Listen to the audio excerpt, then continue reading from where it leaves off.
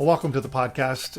My name is Jeff. I'll be your host. And today we're talking about foundations of faith. You know, as Christians and Jews, we share a lot of the same foundational values in our faith. And I want to talk about how that's impacted the world. My guest today is one of our favorite returning guests, Rabbi Ken Spiro. And Ken is a senior lecturer and researcher for Aish HaTorah in Jerusalem and a licensed tour guide with the Israel Ministry of Tourism. Today in culture, sometimes we get the feeling that we don't always fully appreciate the Jewish foundations of the faith, not just Christian faith, but of a lot of the things in our world that we value. And I guess, today, as we talk about this, we want to just dive into just how much we know about the Hebrew Bible and the Jewish culture and how that has kind of revolutionized our world and made it a better place. So Ken, thank you for being on the podcast again today. Welcome back. Thanks for having me, Jeff. Always a pleasure. Well, you've written this incredible book on this topic called World Perfect, the Jewish Impact on Civilization. And we want to just talk about this a little bit. You discuss in the book a list of 6 values, and, we won't maybe need to look at them in any particular order, but these are key components to a perfect world. What are they? And how did you sort of come up with these ideas? Right. So actually, before I wrote the book, I wanted to do a presentation on this. My inspiration for this was years ago when I was in university still. I went out to California and spent a month with Dennis Prager, who's someone some of your viewers might be familiar with. He is a conservative Jewish podcaster, author. He's the first guy who lit me up Jewishly. I had a very kind of empty religious experience, after school Hebrew school thing, and my parents, desperate to try and get me a little more connected, sent me out to Dennis Prager. And what really, he was the first person I ever met who could actually say anything really intelligent about my faith. But what really got me going was this notion. It's called the moral imperative. He basically said, it's a quote from Dostoevsky, the great Russian writer, which is basically, where there is no God, everything is permissible. Unless you have a objective outside source of morality, there is no such thing as any kind of absolute morality. It just becomes morally relativistic.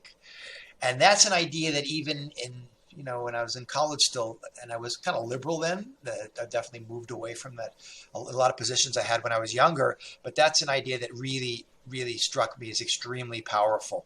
So that was like the beginning of my journey. So it was something I always wanted to go more in depth on. And before I actually wrote the book, I decided, let me do a presentation on this, because I do a lot of teaching. And I started to brainstorm with audiences that I had. I estimated about 1,500 people, mostly Jewish, but not exclusively, and from all different levels of Jewish observance, from completely assimilated to quite religious. And I asked them, what values would we like to see in as perfect a world as humanly possible? Like in an ideal world, what would be the values? And I got a lot of different feedback, and some of them were kind of vague, like love. Love's like an emotion. It's not really a value necessarily. But I condensed it down to make the presentation into 6 basic values that have a lot of subcategories into them. But the number one was value of life. Then there was peace, equal justice, social responsibility, family, education. Those are the big ones.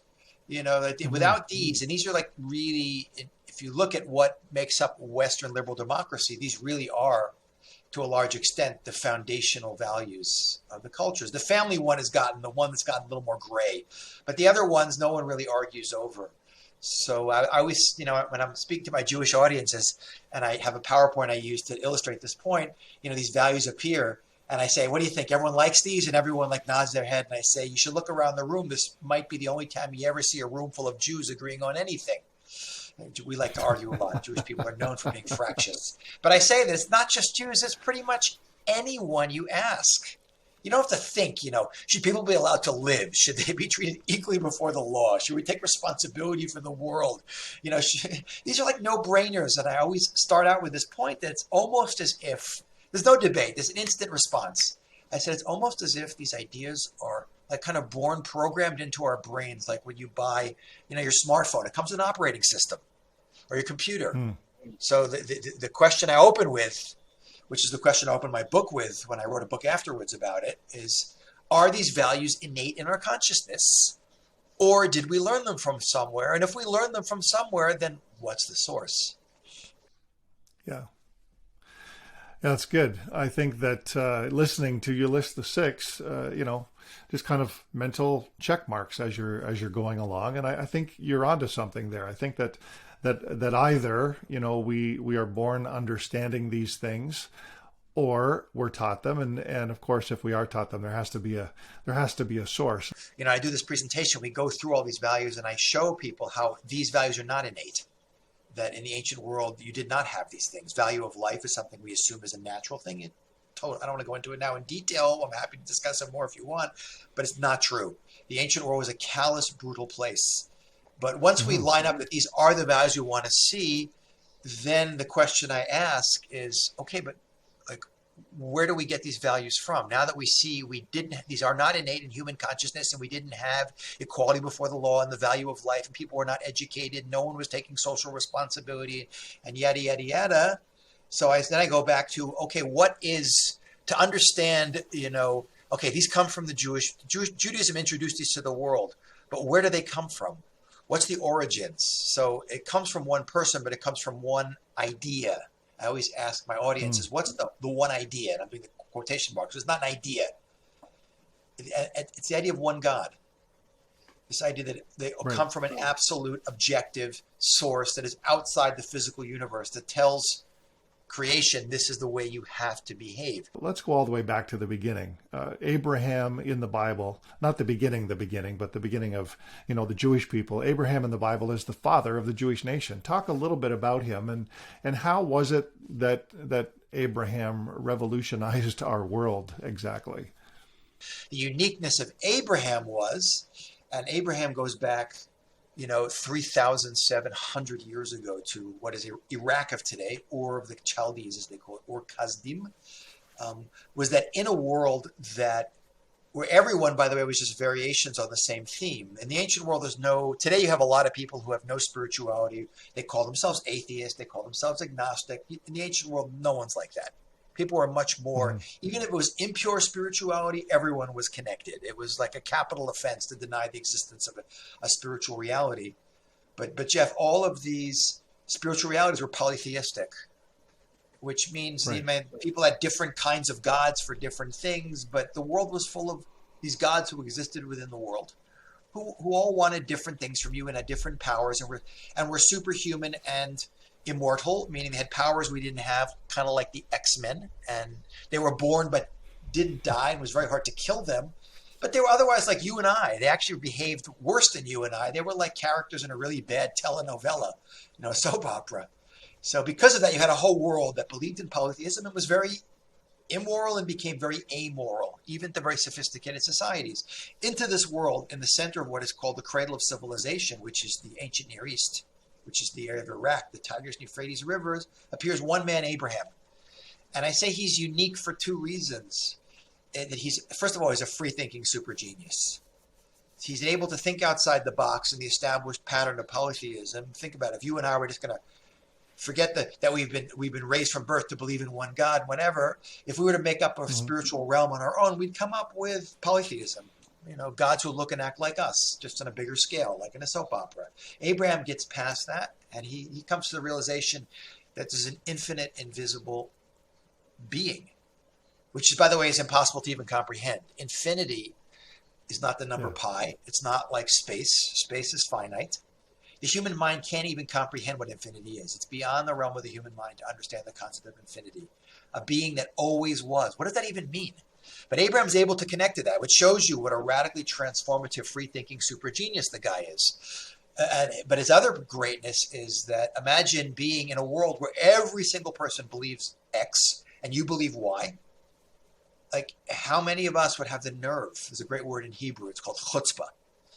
It means spunk, gumption, audacity. It's a word that's very hard for people to pronounce because it's got the ch sound, which is hard in Hebrew.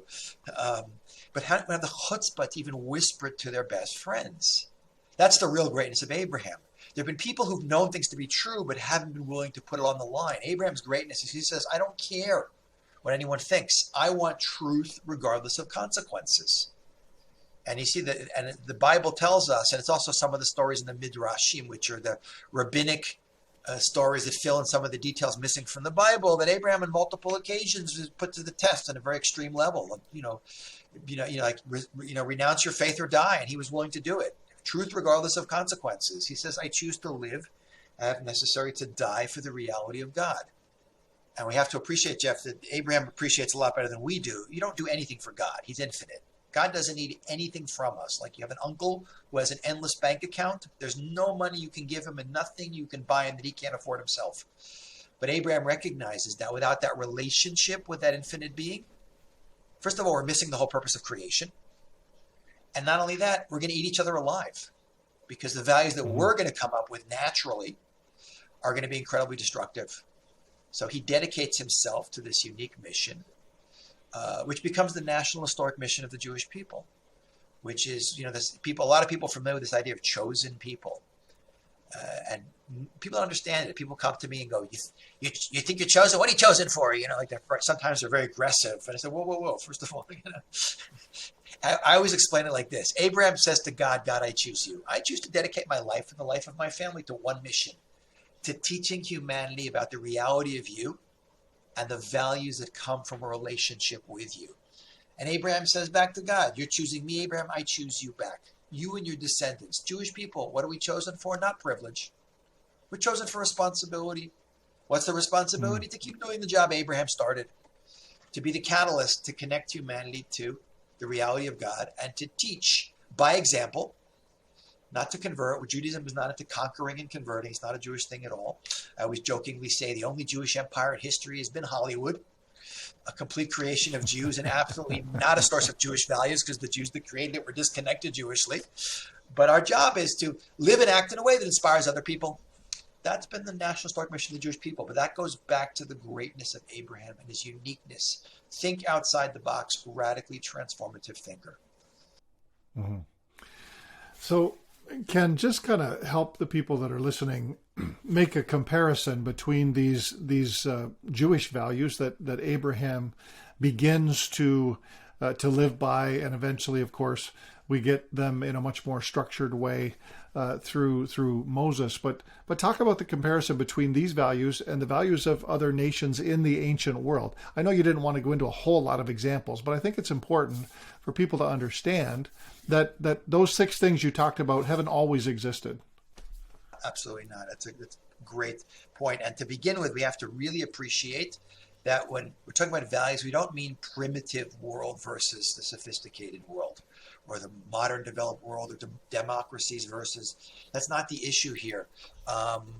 We often think there's a connection between how developed a country is, its level of culture, level of education, and the morality of that country. It's not true, by the way. Some of the most technologically, culturally advanced countries in human history have been some of the most brutal and amoral and even immoral. So, we see that thousands of years ago, and you see it with like Nazi Germany. Germany in the early 20th century was arguably the most culturally, technologically, and even governmentally sophisticated country in the world. And out of that country comes, mechanized mass murder. So we have to put that on the side. But if we just a couple of examples to illustrate, like go back to the value of life, which is obviously the most basic of all values. If you don't have that, nothing else matters. If you're dead, who cares about education? But in the ancient world, first, almost every society we know of that needed to control their population practiced infanticide. Killing of newborn babies is universal in the ancient world, not just, by the way, to control population before you had modern birth control methods, but also as a means of sex selection, because most societies in the ancient world, regardless of where they were, this is not uniquely European, you see it in Asia, viewed boys as valuable and girls as disposable. Today, it's very hard to shock people today, unfortunately. There's no more standards anymore because of the internet and cable TV and everything. When you and I grew up, they had very different standards, I know, which you could show and talk about. Yeah. But today, if you hear about, anyone who hears about the killing of like a newborn baby, they're going to be horrified. In the ancient world, to leave your own child after it was born out in the woods to be about a wild animal was completely normal and acceptable. And you had a lot of other examples that illustrate this. sacrificial worship, killing people for religious reasons, is practiced throughout the ancient world to very varying degrees, but practiced everywhere, almost by all cultures. Killing for entertainment, blood sport. Today we have, mixed martial arts and cage fighting, but there's limits to the violence. In the ancient world, many cultures went all the way, not just the Romans, and killed people for entertainment. So you had that. You have the ideas of peace as an ideal state that the UN is all into today, bringing peace to the world forever. In the ancient world, there was constant warfare. Whether it's the greatest empires or small tribal cultures, everyone was always killing everyone. It was considered natural and normal. Not to conquer was a sign of weakness in the ancient world. The Romans and the Greeks never respected any country's borders. The only people they didn't conquer were people they couldn't conquer. I always jokingly say, I know you're in Canada, if America behaved like Rome, Canada would be independent for one more week and then it'll be gone because U.S. has a massive military. So you had constant warfare, no value of life. You had equality before the law, and the most basic foundational value of liberal democracy is completely absent from the ancient world. You had tremendous stratification of society. You had institutionalized injustice and inequality.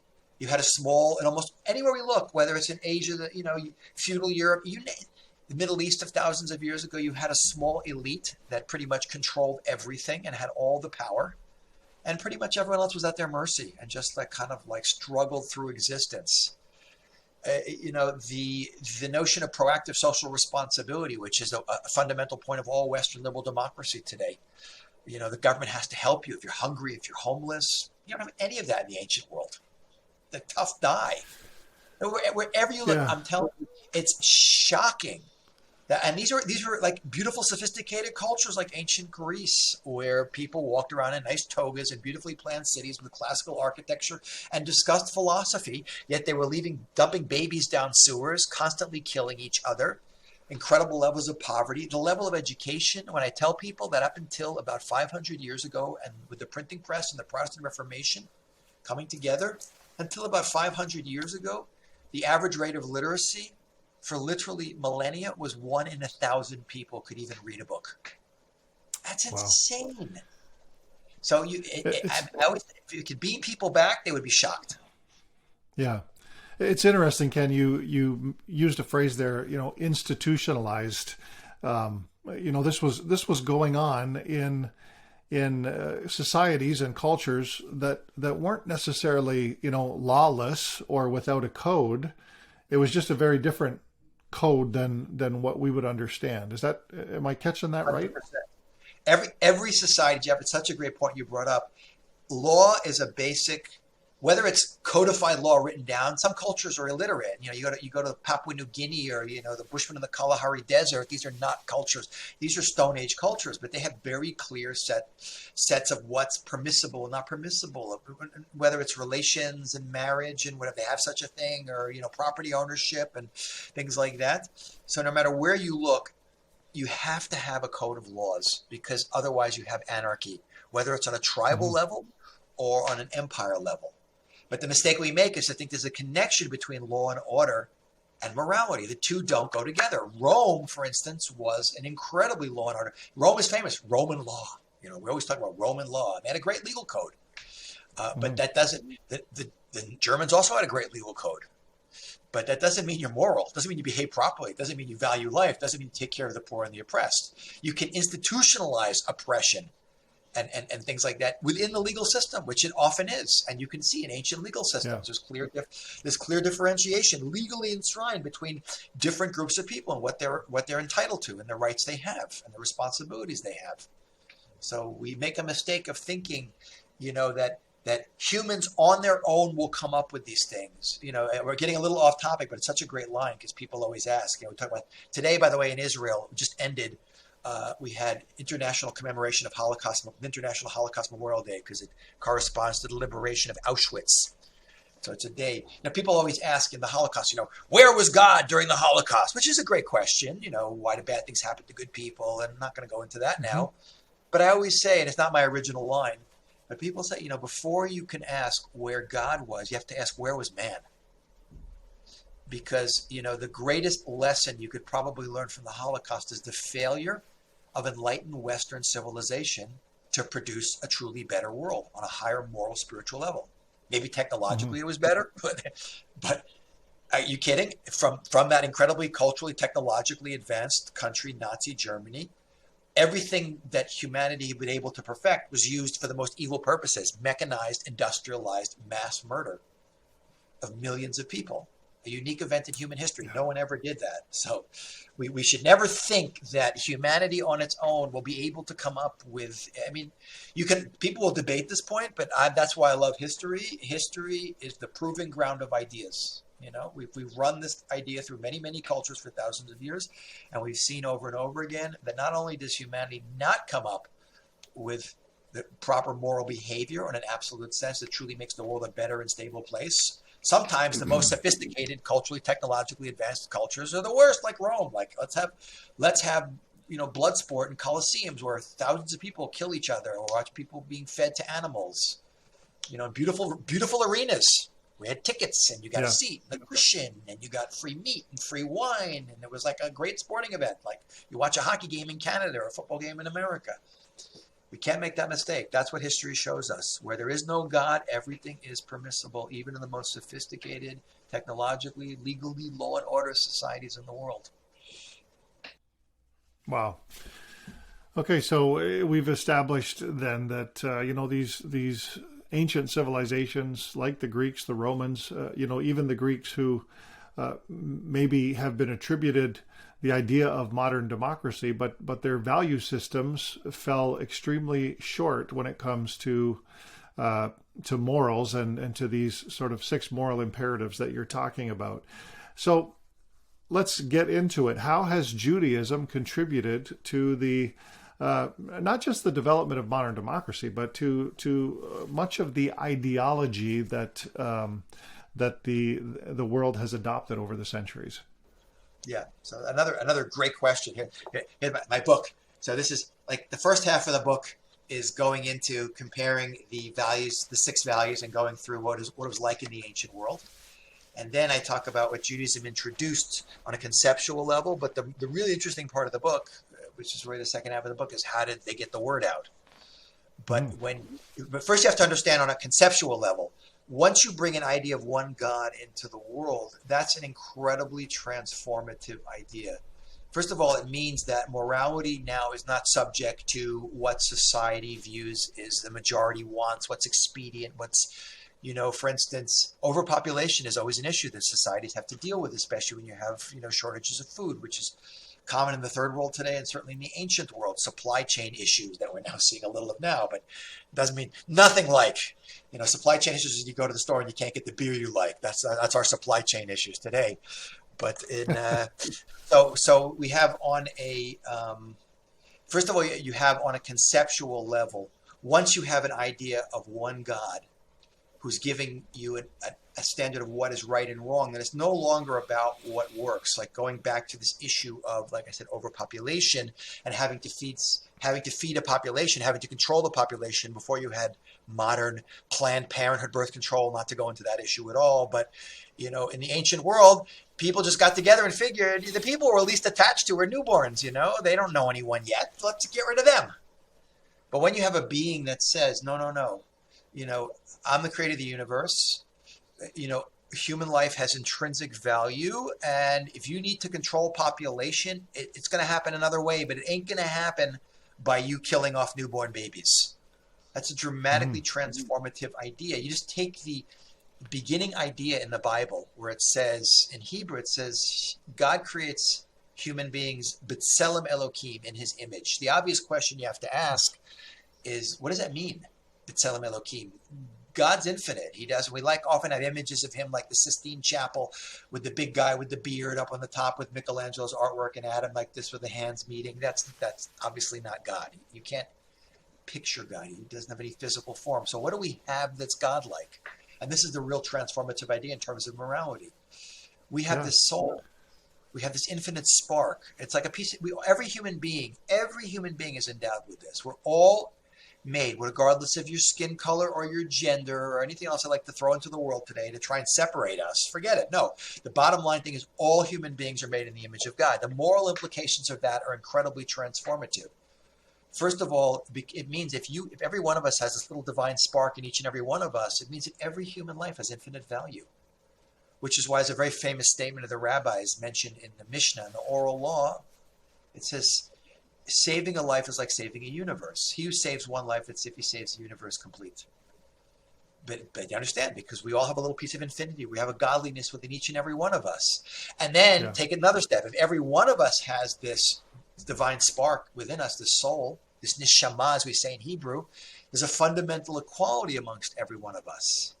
You know, like there's the prophet Amos says, has not one God made us all? Are we not all his children?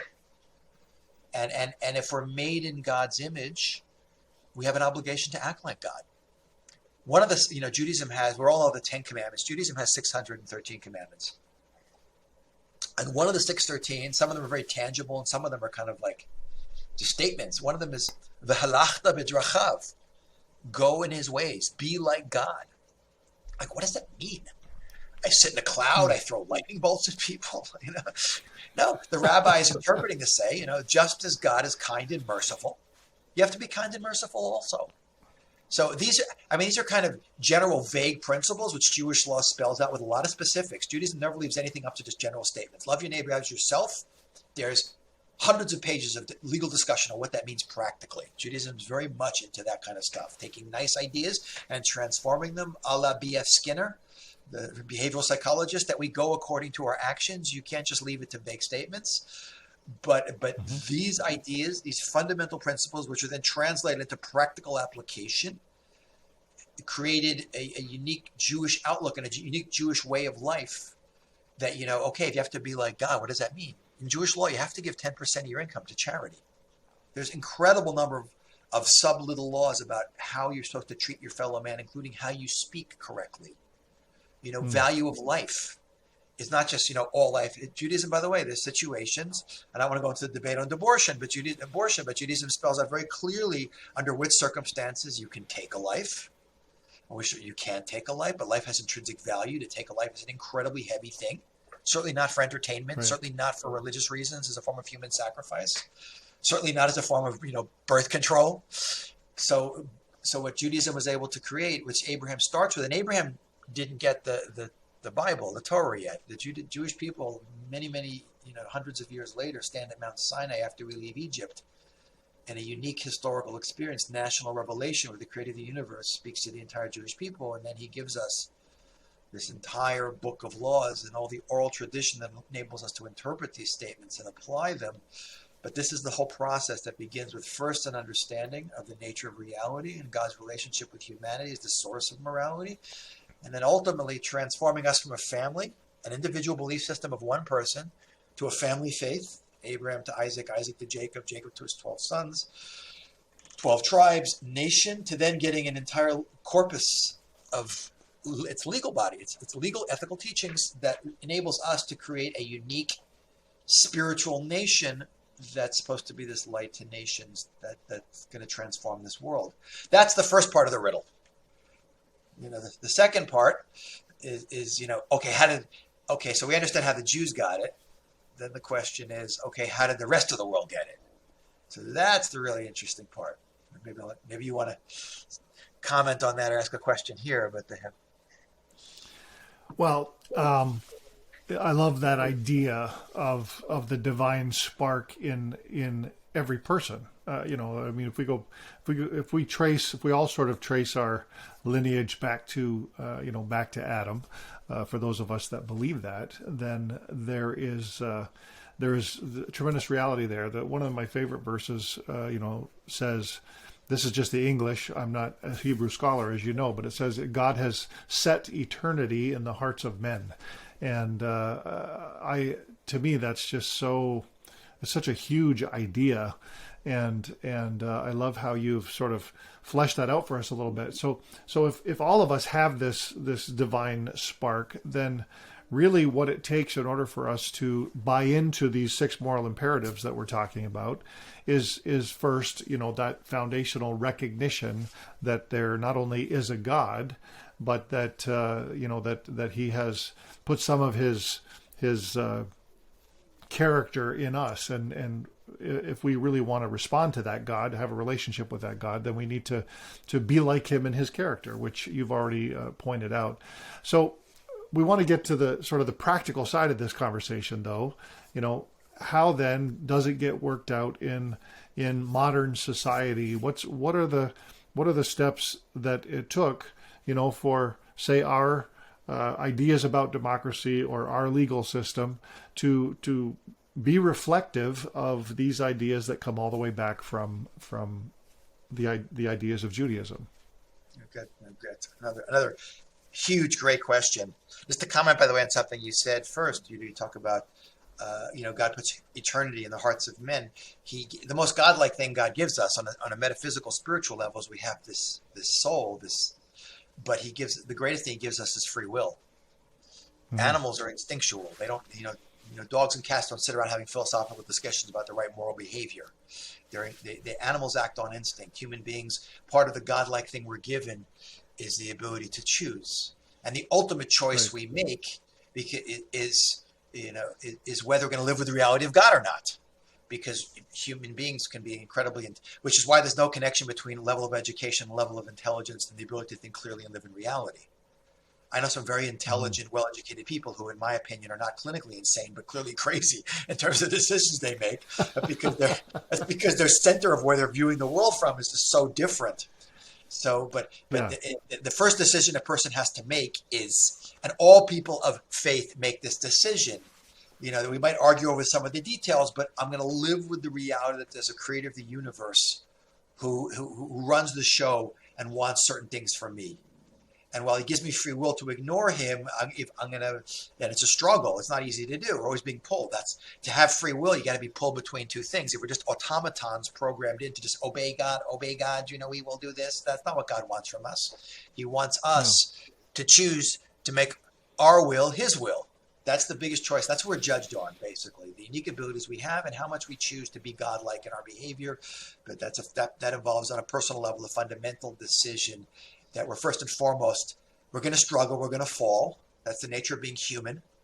We're not always going to be all walking. No, all these righteous people, if you read their stories, everyone has struggles. And usually the more righteous, to be really great in this world, you got to have a lot of free will to choose to go both ways.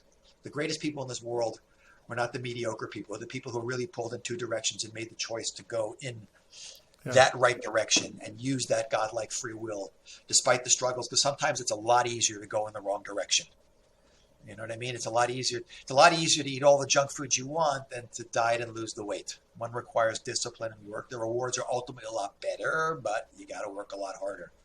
So that's like a little interesting side point that I think is so critical to understand. But in terms of the narrative, how did it happen? From the birth of Abraham, for the next 2,000 years in history, and this is what Judaism lays out, this is what actually happens in history, the Jewish people will exist alone in the world as the only people believing in one God and one absolute standard of morality. And the Jewish people catch a lot of flack for that. We don't have historians writing 3,000 years ago. History is written, and the earliest historians are Greeks, Herodotus, Thucydides, writing about 2,500 years ago. And they're basically not so much writing about Jews, they're writing about Greek wars with Persia and things like that. But as soon as Jews come on the radar, when Alexander the Great, for instance, comes to the Middle East in his 10-year-long military campaign to disassemble the Persian Empire in the middle of the last third of the 4th century before the Common Era, around 331 BCE, he comes to the land of Israel. And this is when Western, the super advanced culture of Greece meets Jews. And the Greeks have a beautiful culture. It's a very interesting interaction. Jews had never met anyone like the Greeks. This was the first European culture we met. Greeks had never met anyone like the Jews. They just been conquering a bunch of different polytheists, different taste in food, different clothing, but more or less the same moral, spiritual belief systems as we have. So it begins one of the greatest love-hate relationships in human history, where a lot of Jews are attracted to this beautiful Greek culture. The Greeks were cultural imperialists who liked to export their culture to the world. But the majority of Jews refused to knuckle under and join with what was the modern, cool, happening, woke world of Greece. And some Jews, by the way, were very anxious to do that. Judaism is primitive. It's the thing of the past. We got to get with this modern culture. That's going to trigger, that's a whole topic of discussion, but it's going to trigger history's first religious ideological war, which is the Hanukkah story, which takes place right around the time of Christmas. But it's nothing to do with it. The two stories are not related, despite the fact that Jewish kids and Christian kids get presents at the same time of year. That's the only thing they have in common. But Hanukkah is where the Greeks are trying to destroy not Jews, but Judaism. And it's a story that's going to repeat itself multiple times in history. Either it's going to be open conflict like this, which is rarer, or constant harassment and persecution of Jews for being so different. Because Jews generally, being children of Abraham and being stiff-necked people who are think outside the box and very dedicated. I mean, you have to be.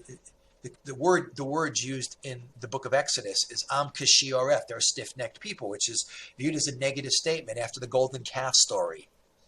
But it's a trait you have to have. To do what the Jewish people did, you got to really tenaciously be willing to stick to what you believe, regardless of how much persecution and suffering and oppression you're going to face. It begins with Abraham, and it travels all the way through Jewish history. And in the pagan world for 2,000 years, it's basically Jews versus everyone else. And everyone else, when you read what the Greek and Roman writers actually, who are the first people to write about us, actually say about these Jews, it's more or less whether it's Varro or Tacitus, these Roman historians, like, who are these weird people? Like, who do they think they are? Everyone else is swapping gods like baseball cards.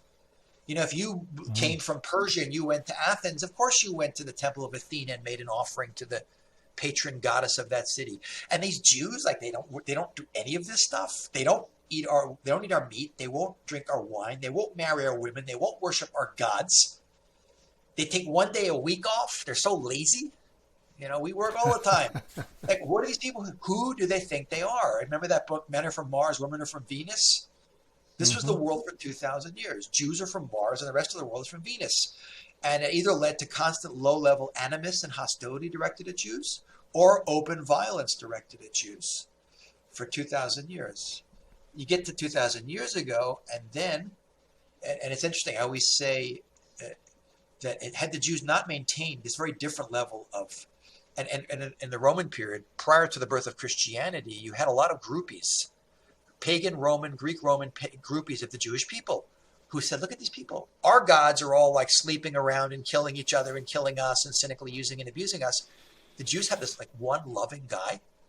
And he didn't just create the world and go on vacation. He actually interacts with his creation and he loves us. And look, he gave these rules, and look, these Jews have, going back to these values, they have social welfare infrastructure. Jews had social welfare infrastructure way before anyone else. The poorest, smallest Jewish communities had social welfare infrastructure far more older and comprehensive than the greatest civilizations of the ancient world. And they have rates of literacy that were far higher than anyone else.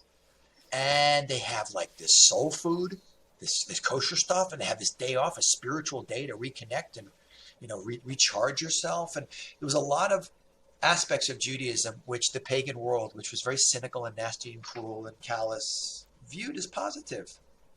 And so we know this is mentioned in the Christian Bible, God-fearers, groupies of, pagan groupies of the Jewish people. It's mentioned in Roman, Varro, the Roman historian, he writes, the customs of this accursed people, the Jews, who rebelled more against the Romans than anyone else in the history of the Roman Empire. He said, the customs of this accursed people have become so prevalent that the vanquished, meaning the Jews, constantly crushed by the Romans, the vanquished have given their laws to the victors. And so you can see already Judaism, having toughed it out for 2,000 years, created the only viable alternative to what the pagan world had created, this callous, brutal world that was cynical and there's no end to this vicious story. Deterministic worldview of redemption is very empowering, by the way. It ends good, So then the question is, Jeff, so then why did the world all become Jewish? That's like a really interesting question. If the Roman Empire, which is the world power that ruled the entire Mediterranean, and the upper class Romans especially, where a lot of them were attracted, and Judaism wasn't proselytizing and looking to convert the world. There were definitely Jews doing it, but it wasn't a Jewish thing. The answer was that Judaism was a national faith. It was a nation and a religion, and it was the nation that rebelled more against the Romans than anyone else. So there was negative connotations. You joined the Jewish people like you're a traitor. But not only that, Judaism has a lot of laws. And while Romans were interested in certain aspects of Judaism, way too many regulations on way too many things, like who we're allowed to sleep with, who we're allowed to, we don't want this stuff. We'll keep the soul food. We'll keep the soul food and the day off stuff, but we don't want the rest of it. So it's sort of like set the groundwork. So when Christianity comes along, it's ripe. This is an idea whose time has come. Now, I'm telling you, this is your job, but Christianity, unlike Judaism, is a universal faith. It takes the basic concepts of Judaism, of a God and determine a God who acts in history, a loving being, that kind of stuff. But it opens it up to, you don't have to have all the laws, and it's open to anyone.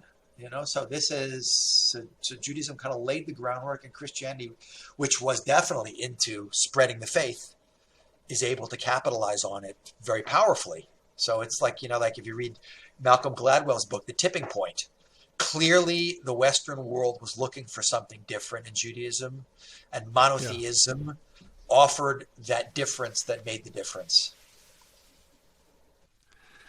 It's amazing to think about the influence and how it has sort of rolled out over the centuries. And I think, that very logical when you talk about the fact that Christianity sort of picked up and disseminated a lot of these ideas into many parts of the world. And, when I think about and look at, like I say, our legal system, our system of democracy, up until a number of years ago, even sort of the mores of our societies, which sadly over the last, 25, 30 years have been, in my estimation, really going downhill. But up until that time, a lot of those ideas, we could give credit to the sort of the influence of Christianity, and before Christianity, Judaism, really having a huge impact on societies around the world. 100%. This is a step you skip. You kind of like got to, when I'm speaking on this topic, we get to the growth of Western liberal democracy. When I say liberal, I don't mean the liberal of today. I mean John Locke liberal. He would be horrified to see what passes for liberalism today. But there's another step, even with the evolution of Christianity as a faith, because originally there was the Roman Catholic Church. And when I talk about this in my book,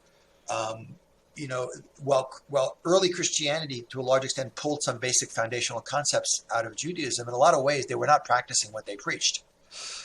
The most banned book on the Catholic Church's index of books you're not allowed to have was the Bible, because we know that if you follow the history of the church with the collapse of the Western Roman Empire, the largest player in that brutally oppressive feudal system of Europe, where the vast majority of people were landless peasants who had no rights, was the Catholic Church, that owned more land in places like France and Germany than the nobility of France and Germany owned.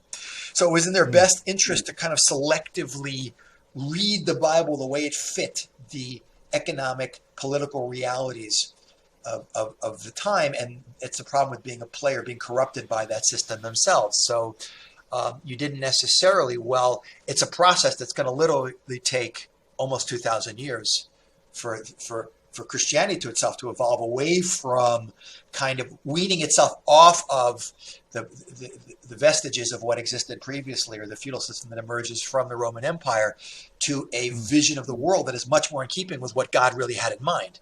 And by the way, the greatest part of the revolution is the explosion of literacy and the mass distribution of the Bible, which comes along with, in the 15th century, with Gutenberg's printing of the Hebrew Bible.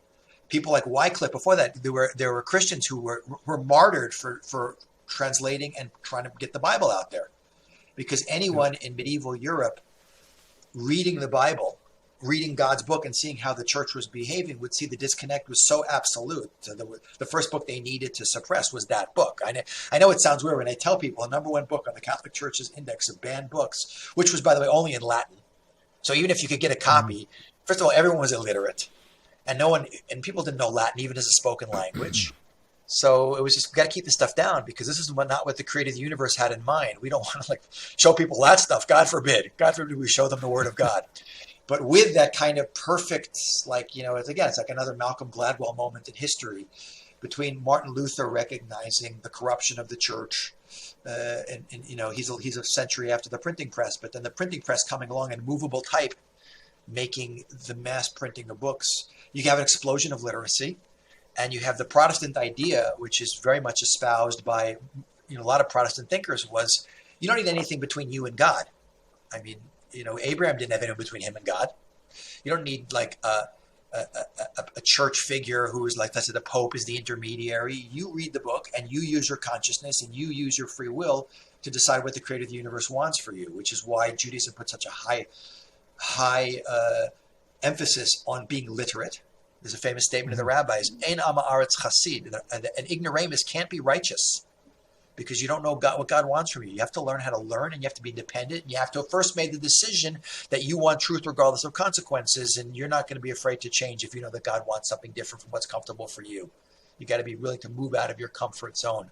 So, I mean, I just ran through this big chunk of history, but that is a massively transformative moment in the history of Western civilization, the evolution of Christianity, which then once the power of the Catholic Church is broken, and then you have like all the people who founded America were largely refugees escaping from the traditional Christian faiths of Europe, like the Pilgrims who came in 1620, They viewed their voyage literally. These were literal scripturalists, by the way.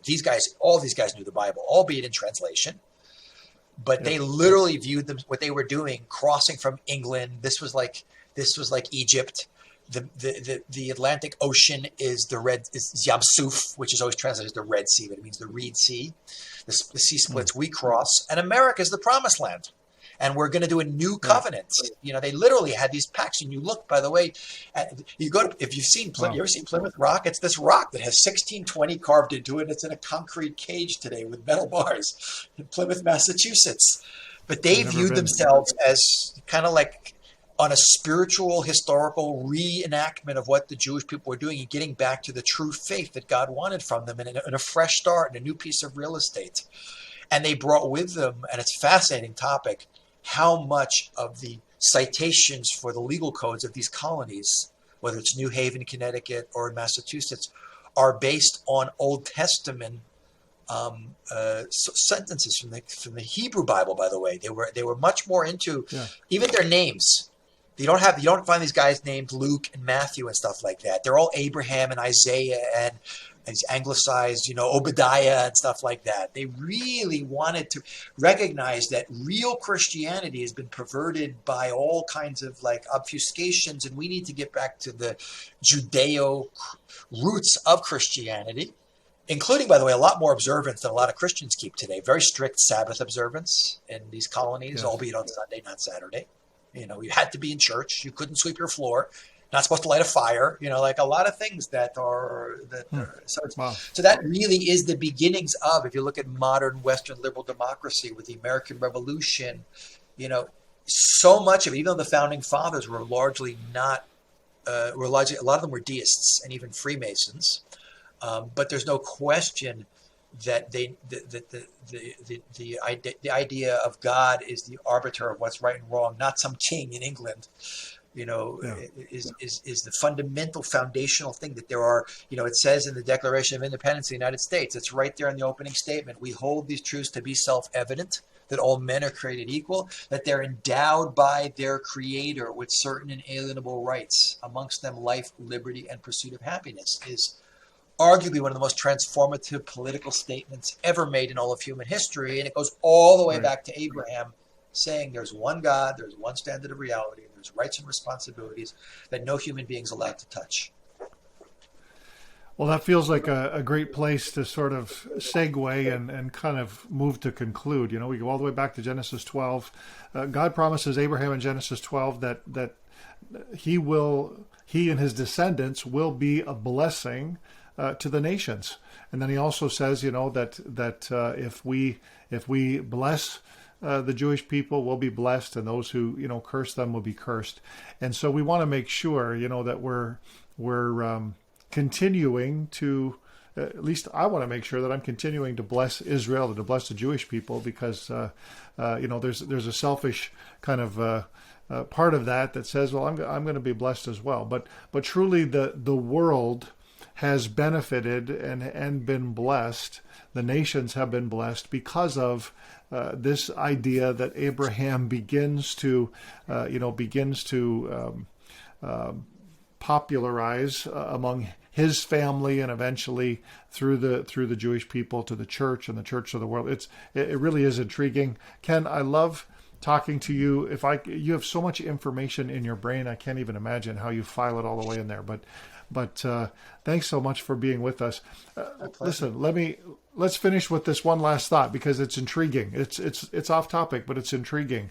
The Jewish calendar runs from creation. So today we're in what, 5,700, and I can't 82. Even. We're 82. We're 82 today. But in what year, according to Jewish tradition, was Abraham born? I think people are going to be very intrigued by this answer. See, like you said, the Christian calendar, you start with the birth of Jesus, and you go two directions. You go before and after. Judaism starts from, not, by the way, we start keeping time in Judaism from day 6 of creation, which is the creation of human beings. An interesting discussion, by the way, why there, not when God says, let there be light. But from day 6, when God takes his watch off, so to speak, and says, I've created man, now you start keeping time from your perspective. The earth going around its axis is a day kind of thing. From that moment onward, Abraham is born in the year 1948. From creation, 1,940 years from 48 years from creation, which I love pointing out to people, because the father of the Jewish people was born 1,940 years from creation, whereas the Jewish state was born in the year 1948 in Christian calendar years. So I think it's a great parallel. It's clearly not accidental. It's the exact number of years. So, something's working there for sure. Yeah, incredible. And so what's the nation of Israel's destiny? Let's just kind of wrap it up there. I know this is a huge question, but just kind of, when we think about the nation of Israel, the family of the Jewish people, what's the ultimate destiny? Yeah. So I always, when I'm speaking to my Jewish audiences, I always tell people, we're all children of Abraham. And our mission is the same mission as Abraham's mission that he started going back 3,700 years ago. There used to be a TV show called The Mod Squad in like the early 70s, So I said, we're the God Squad. Just like Abraham's job was not to convert, not to conquer, our job as individuals, as a people, and as a nation, it's the Jewish state's job, is to be a nation that's a light to nations, to live and act in a way that inspires other people. And, the people who founded the state of Israel were not religious Jews. Many of them were actually against the notion of Judaism being part of the Jewish state. I know that sounds weird, but they really didn't. They wanted to create a new kind of Hebrew that had the Bible as a book of culture and history, but we had no room for the faith of the Jewish people in there. And in the words of Hatikva, which was written by Naftali Hertz Imbar, which is the national anthem of the state of Israel, it talks about liot am chofshi b'artzenu, that our desire is, our dream, our longing is to be a free people in our land. That was the view of secular Zionism. We've been bounced from place to place and persecuted by everyone and anyone in human history. We just want our own piece of real estate where we can be left alone. Unfortunately, it didn't. Thank God we have a Jewish state. It didn't. They're still bothering us, but that's a separate topic. But I always say we have to change one word of that. From my perspective as a historian and a rabbi, we have to change the word chofshi, which is free, to kadosh, which is holy. That the job of the Jewish people is coming back to the land of Israel at this very late period of time, not just in Jewish history, but all of human history, as we approach this end of days period, is to be what Abraham was thousands of years ago. Create a role model. And God knows, Jeff, you look at the world so needs role models today. Who do people look up to? Actors, athletes. Like there's so few people who are really, and I'm not saying all Jews are good role models. There's plenty of non-Jews who are great role models for the world. There's plenty of Jews running around being terrible role models. That's not the issue. I'm just saying, in a conceptual idea, our job as the Jewish people is to take that system we got from the creator of the universe and live and act in a way that inspires other people who are looking for direction. And how are we supposed to create the world look how the world's vacillating between extremes in ideology. Communism, capitalism, this, that, that's human beings trying to figure out what was going to work. God says, no, I got the system. You don't have to, don't reinvent the wheel. God says, I give you the spiritual system, the political system, the economic system. Everything is there in the worldview that I give you. You just have to, know where to look for it. It's sitting right in front of you. Don't create something that does need to be recreated. It's right there for you. And the Jewish people's job is to be that light that shows the world the direction it needs to go in, to avoid these vacillations and conflicts that all come out of disagreements that are unnecessary if we just get onto the same wavelength as one people, all children of the creator of the universe. Mm-hmm. Well, a wonderful aspiration for anybody who's watching or listening today. And Ken, thanks for inspiring us and informing us. We appreciate, again, your expertise and having you with us today, and hope to have you again soon. Amen. Thank you for having me. It's been a pleasure as always. Thanks for watching. You can listen to this entire podcast on your favorite audio podcast platform. Find the link below. And while you're at it, don't forget to click subscribe and follow us on Facebook so you can stay connected to First Century Foundations.